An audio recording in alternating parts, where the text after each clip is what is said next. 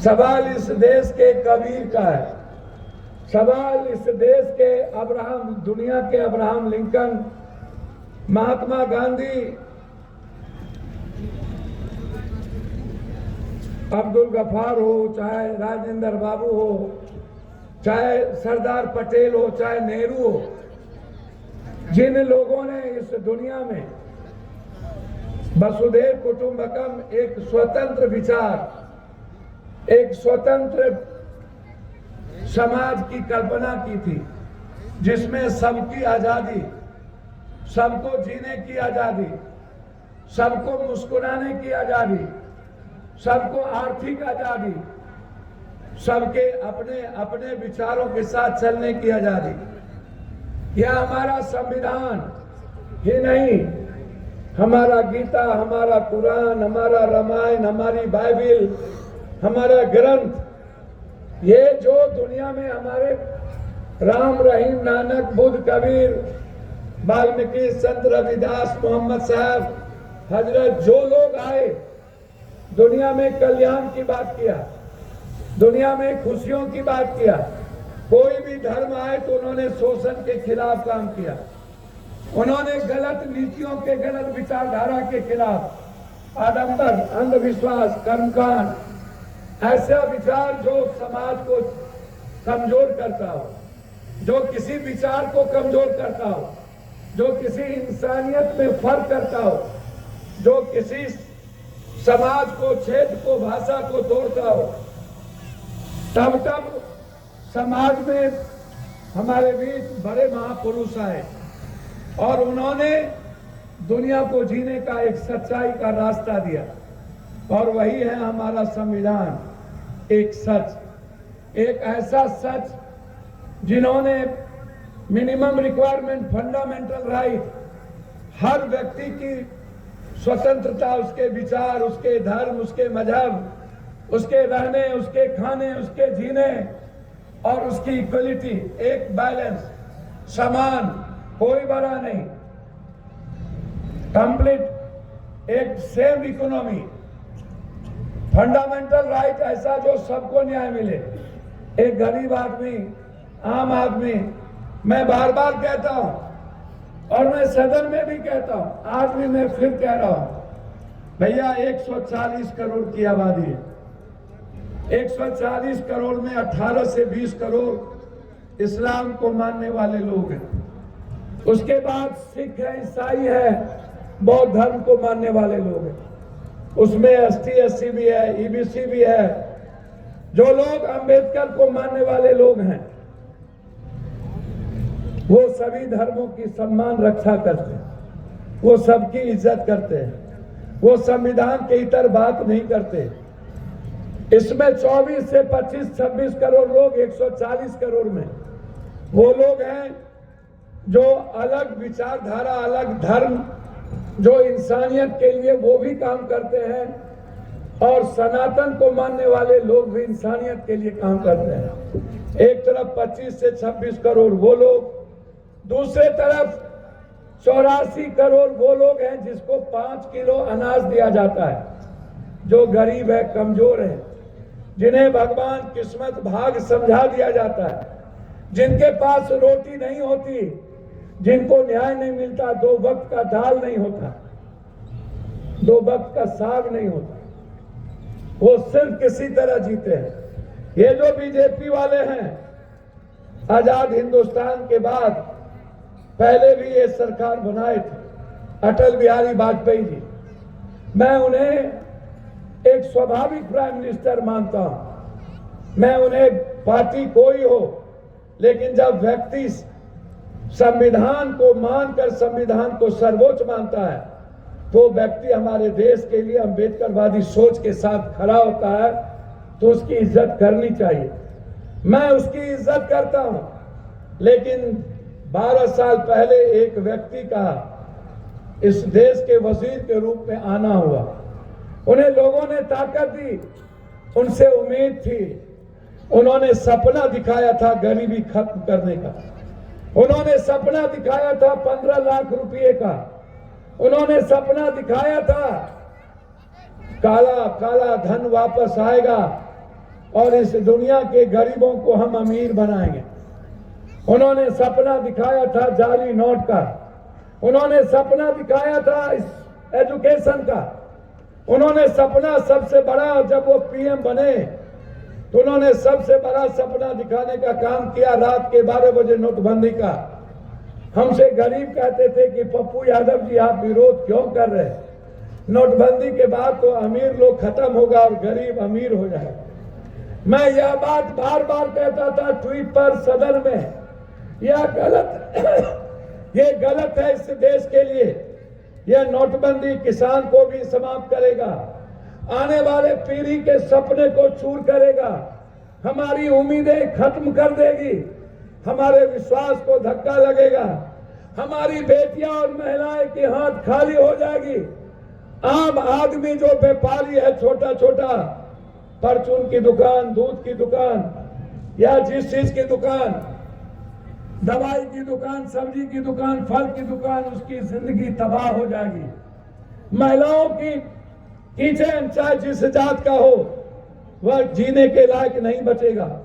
हुआ वही कि नोटबंदी के बाद इस मुल्क की इकोनॉमी समाप्त हो गई। नोटबंदी के बाद लगभग आज तक में, मैं सदन में इस बार भी बजट में बोला, 3 सालों से पंजाब और हरियाणा का किसान तिल तिल करके मर रहा हो। 1400 से ऊपर किसान आत्महत्या कर लिया। नोटबंदी के बाद कितने लोग लाइन में मर गए। विदर्भ और बुंदेलखंड के किसान और आम आदमी आत्महत्या किया, जिसकी संख्या लगभग 3300 से ज्यादा। एक बार भी इस देश का वजीर नोटबंदी के बाद अपनी पीठ नहीं थपथपाई, ना इस देश के हिस्से में कोई रैली की कि मेरा ये नोटबंदी है, मैंने ये किया। कहां चला गया वो 56 इंच का सीना जब आपने नोटबंदी की थी और मुल्क की इकोनॉमी और मुल्क का बेरोजगारी खत्म हो रहा था। लगभग आपको आश्चर्य होगा 13,000 फैक्ट्रियां बंद हो गई। 4 पॉलिसी इसकी याद करिए। जब ये आए किसी के घर में 1 रुपया नहीं गया, जाली नोट सरप्लस हो गया। लगभग 12-13 लाख करोड़ रुपया आज भी सरप्लस में है। 33 लाख हजार करोड़ रुपया आज भी जाली नोट के बाद सरप्लस में है। भाई नरेंद्र मोदी जी, ये रुपया किसके हैं? अदानी के? किसके? क्यों वो जाली नोट को आज तक आप इक्वल नहीं कर पाए? क्यों यह मुल्क पूरी दुनिया में खत्म हो गई? मेरे रुपये की वैल्यू पूरे दुनिया में खत्म हो गई, मेरा रेस्पेक्ट गिर गया। आप कहते थे मनमोहन सिंह के समय, जब देश का रुपया घट जाए, मानवर आज भी इस देश का शेयर मार्केट सबसे नीचे जा रहा है। आज के दिन में। इसीलिए ये सवाल वक्त का नहीं, ये सवाल एनआरसी या सीए का नहीं, ये सवाल हमारी बहनों और बेटियों के तलाक का नहीं। मैं बार बार कहता हूं, हम कितने हैं? 85 करोड़ लोग के बाद जिसको 5 किलो अनाज देते हैं, हम सनातन को मानने वाले लोग, हमारी संख्या यदि 100 करोड़ 110 करोड़ की होगी तो अन्य धर्मों को मानने वालों की संख्या 30 करोड़ होगी। हम आगे बढ़ेंगे। कोई भी व्यक्ति अपने देश में रहने वाले अपने पड़ोसी से झगड़ा नहीं करता। मैं नहीं मानता इसको। पप्पू यादव के गांव में यदि 2000 यादवों की संख्या हो, 100 किसी अन्य जाति की संख्या हो, वो कभी लड़ना नहीं चाहेगा। वो बर्दाश्त करके भी जीता है या फिर आगे बढ़ता है, जो पेशेंस रखता है। इस देश का मुसलमान कभी भी किसी सनातन या किसी गलत रास्ते चलने की बात या कोई धर्म नहीं करता है। मेरा मानना है कि कोई भी आदमी जब जिंदगी जीता है, जब बांग्लादेश या पाकिस्तान या किसी की बात आती है, मैं सदन में कहता हूं कि बांग्लादेश किसने बनाया? हमारे ही देश के वजीर इंदिरा गांधी के कारण आज हमें गर्व होता है। हमारा देश का सबसे सच्चा दोस्त बांग्लादेश था। लेकिन आज हम बांग्लादेश जाते हैं काम करने के लिए, हमें बांग्लादेश के लोग अपने परिवार के तरह, माँ और मौसी के तरह देखता है। लेकिन जब बांग्लादेश के लोगों को बांग्लादेश के परिवार भगा देते हैं तो हम उसको रहियान कह करके गलत तरीके से हम इस्तेमाल करते हैं कि ये बांग्लादेशी है। काम तो हम भी करते हैं, हम बांग्लादेशी नहीं हो सकते। हमारे ही मुल्क के लोग हैं वहां, हमारे ही मुल्क के लोग काम करते हैं यहाँ। आप नियम बनाइए, हमारे यहाँ से लगभग 8 लाख लोग भारतीय हर बार छोड़ देता है, हर साल। इस बार 8,90,000 इंडियन भारत को छोड़ के चला गया कि मैं इस भारत के मुल्क में जीने के लायक नहीं हूं, क्योंकि इस भारत को संविधान पर भरोसा नहीं है, हमें काम करने के तरीके पर आजादी नहीं है। वो 8 लाख कोई मुसलमान नहीं था, वो सनातन को मानने वाले लोग थे। नरेंद्र मोदी जी क्यों चले गए? मैं आपसे पूछना चाहता हूं, कौन है ये 8 लाख वो सनातन जो अपना व्यापार छोड़ के चला गया? मोदी जी जो अपना सब कुछ छोड़ के चला गया। मोदी जी याद कीजिए कोरोना, याद कीजिए वो वक्त जब आपने सबसे ज्यादा हमला किया सनातन के लोगों पर, पूर्वांचल पर, बिहार पर, अन्य राज्यों पर। जब हमारी फैक्ट्रियां बंद हो गई, जब हमारे किचन बंद हो गए, आपने हमको 3200 किलोमीटर बिहार जबरदस्ती पैदल चलने पर मजबूर कर दिया। वो मुसलमान नहीं था, वो सनातन को मानने वाले लोग थे। मोदी जी वो मुसलमान नहीं था। मोदी जी आप मुसलमान के कितने विरोधी हैं सियासत के लिए, वो तो दुनिया देख चुकी। जब आप बांग्लादेश जाते हैं तो आपको मोहब्बत शेख हसीना से होती है, और जब भारत आते हैं तो मेरी बेटी से नफरत हो जाता है। मोदी जी जब आप गल्फ जाते हैं दुनिया में, जब विकास की बात आती है तो पूरा दुनिया गल्फ कंट्री भारत के लिए खड़ा होता है, तब वहां आपकी शीश झुक जाती है। और जब आप भारत आते हैं तो मुसलमानों से आपको नफरत पैदा हो जाता है। बाबरे मोदी आप कौन सी बात करते हैं? कौन सा रंग है आपका? आप मुसलमानों के मिसाइल के खिलाफ नहीं है मोदी, आप मुसलमानों से सिर्फ नफरत चाहते हो, सिर्फ सियासत के लिए, ताकि मुसलमान भाई कुछ बोले। मैं आपसे पूछना चाहता हूं मोदी जी, मुसलमान ने अपने लिए आरक्षण कभी नहीं मांगा, कभी नहीं मांगा। आपने आरक्षण किसका खत्म किया? मुसलमान का या दलित ST SC का? मोदी जी वो मुसलमान नहीं थे, सनातन के लोग थे जो बाबा साहब अंबेडकर से बेइंतहा मोहब्बत करते हैं और बुद्ध के रास्ते चल के सारे धर्मों की इज्जत करना चाहते हैं। आपने इस मुल्क में सबसे पहले हमला किया ST SC पर। मुसलमान का तो आप कुछ नहीं बिगाड़ पाए मोदी जी, लेकिन आपने पप्पू यादव, पप्पू पासवान, पप्पू राम, पप्पू भुइया, पप्पू डोम, पप्पू चमार, पप्पू नुनिया, पप्पू चंदबंसी, पप्पू कहार, पप्पू तुम्हार, पप्पू कुम्हार, पप्पू गंगोत्री, पप्पू निसार, पप्पू बीन, पप्पू मलाह, पप्पू पासवान, पप्पू मुसर, पप्पू राम, पप्पू कोरी, पप्पू कुर्मी की जिंदगी आपने छीन ली। आपने मेरी नौकरी छीन ली, आपने मेरा आरक्षण छीन लिया, आपने मेरी इकोनॉमी छीन ली, आपने मेरा मंडल कमीशन छीन लिया, आपने मेरी जाति जनगणना छीन ली, आपने मेरी किसानी छीन ली, आप हमारी पढ़ाई छीन ली।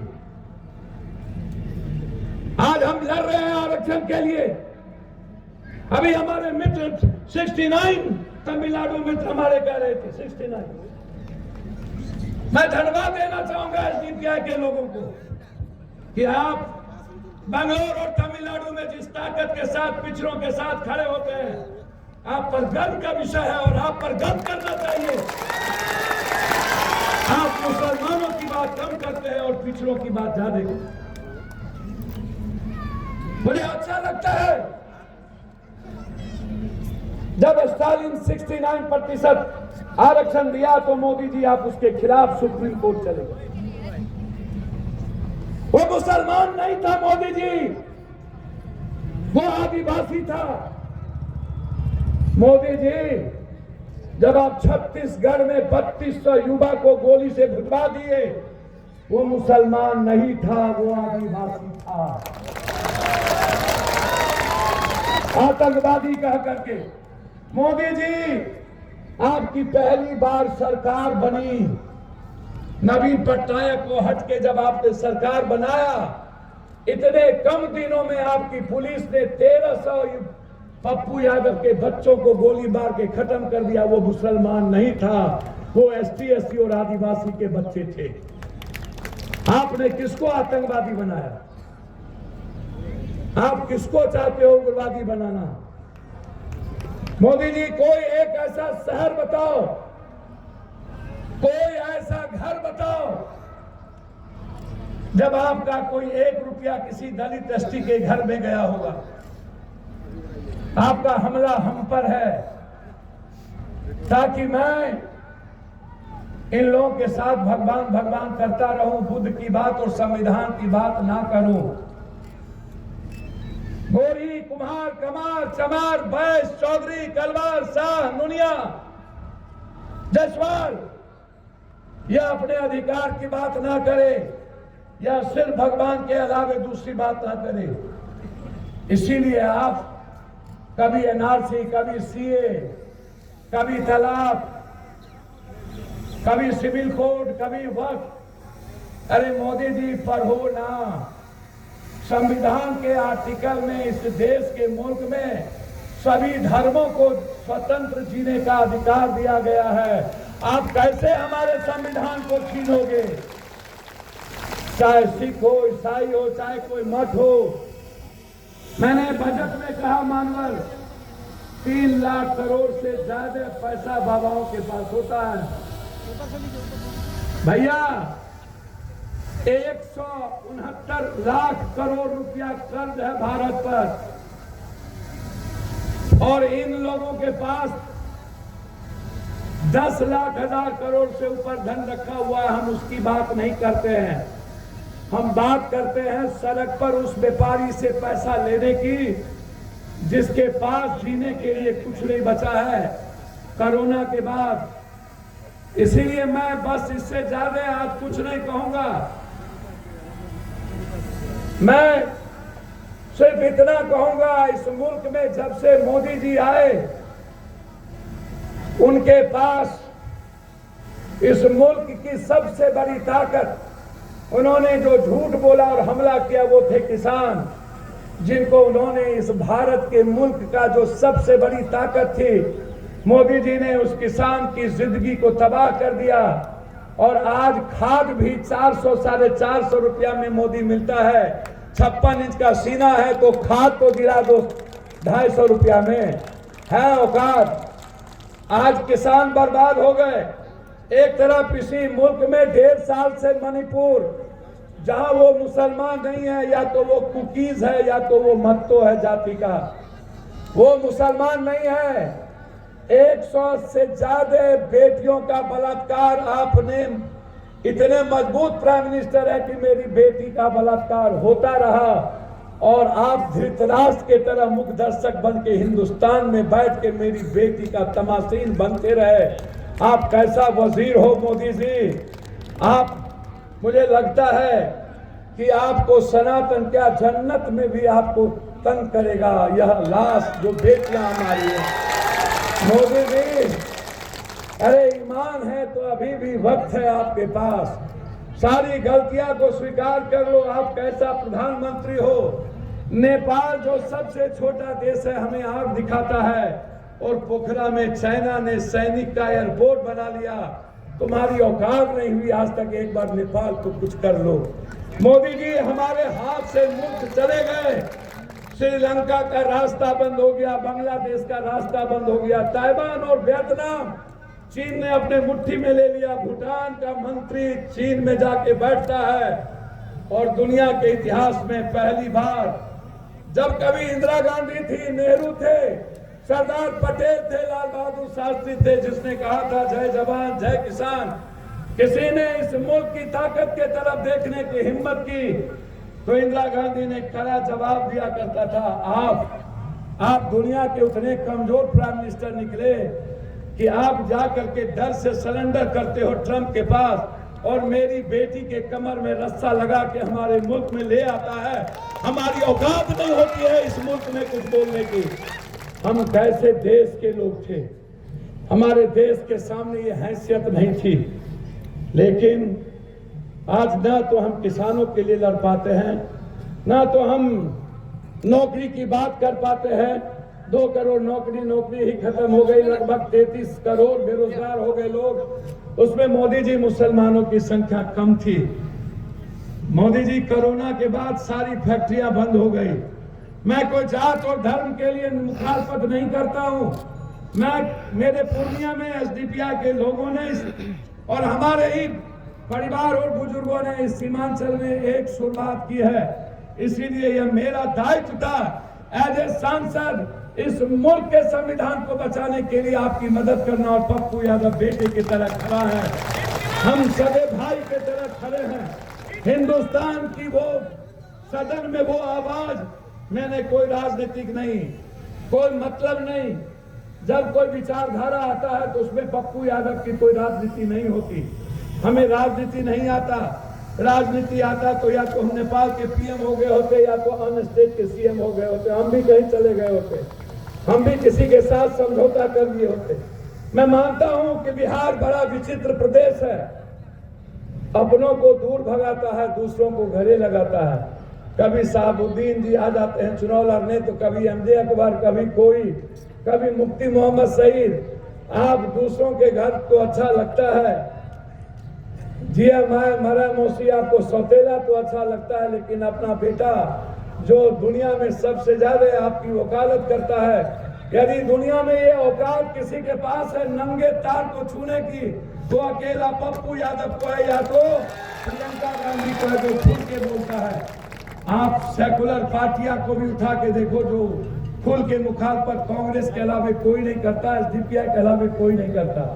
आप खुल के उठा के देखो, एक भी सेकुलर पार्टियां कोई नहीं करती है मुखालफत। इसीलिए आज पप्पू यादव चाहे साइड में नीचे होके जाइए ना, जाति जनगणना, चाहे वक्फ का, चाहे किसी भी चीजों का, ये वक्फ, ये जो 100 लाख करोड़ का जो जमीन है मोदी जी, इस पर निगाह को छोड़ दो।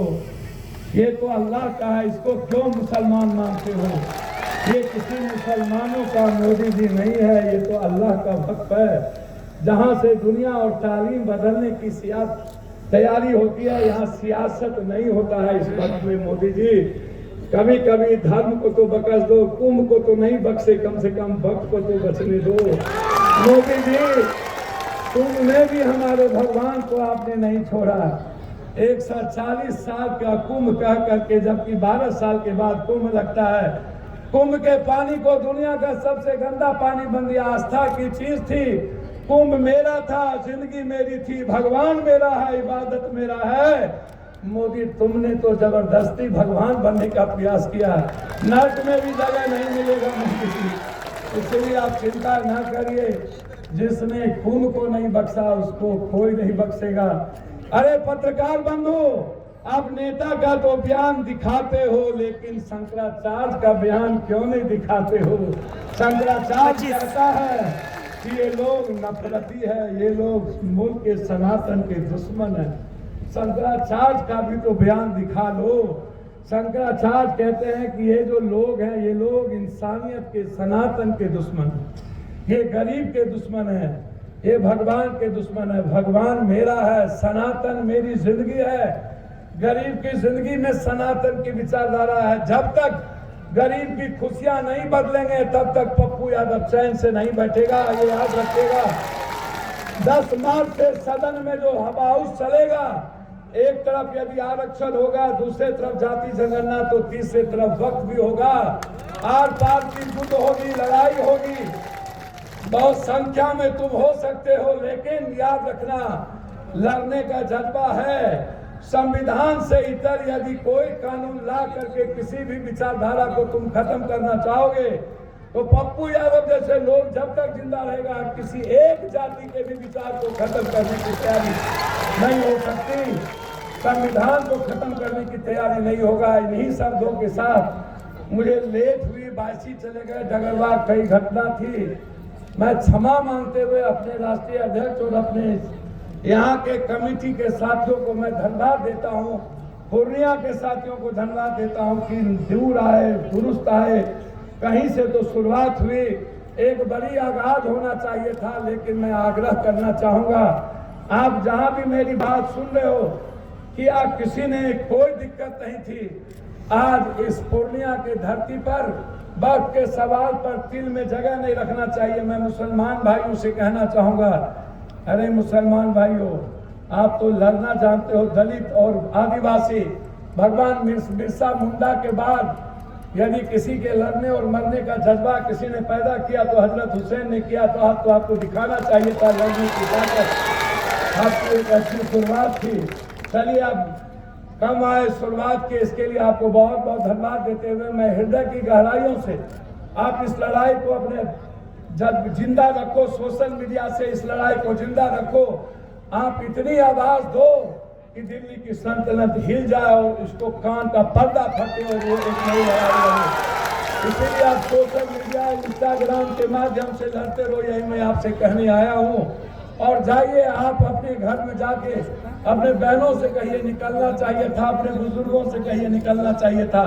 आगे जब रैली हो, बड़ी हो, तो आप अपने कामों को रोक देना और अपने जिंदगी के लिए याद रखना, यदि ये वक्त की ये जमीन इन लोगों ने यदि अदानी को दे दिया तो कल मस्जिद और मदरसा की जमीन भी अदानी को दे देगा। याद रखना, आपकी सब कुछ दिख जाएगी। आप आज बचपना मत करना, आप में बचपना है, ये मैं आपको कह रहा हूँ। ये किसी पार्टी की नहीं है। जो विचारधारा को मानने वाले लोग हैं, इसको आज समझ लेना और ये बात आपको देखने को मिलेगा। यदि हम लोग कमजोर पड़ गए तो आने वाला इतिहास नहीं बचेगा। बहुत बहुत धन्यवाद। अस्सलाम वालेकुम। आप सबको अल्लाह हाफिज। आप हमेशा खुश रहें। आपको ईश्वर